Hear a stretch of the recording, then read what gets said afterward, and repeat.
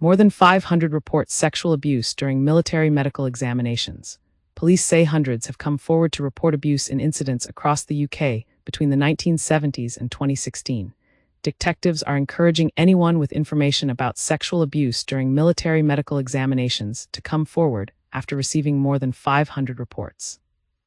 Wiltshire police launched an investigation after recruits alleged they had been abused during medical examinations to join the army.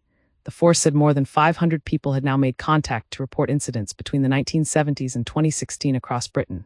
Police have also heard from serving and former members of the military, as well as people who did not join afterwards.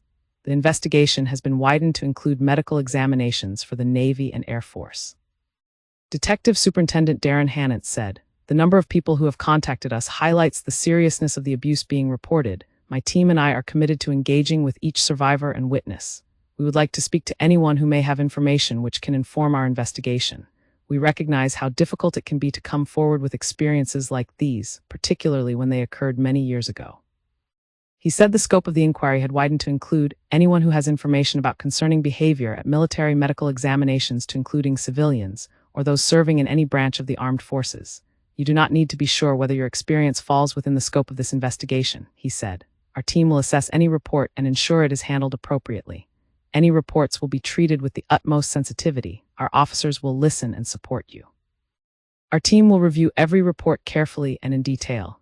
Read more from Sky News. Former Home Secretary Suella Braverman defects to reform Storm Chandra to bring snow, winds and rain to UKDS. Hannant said it may take a few weeks to make contact with those who report an incident due to the volume, but stressed every report is being taken seriously.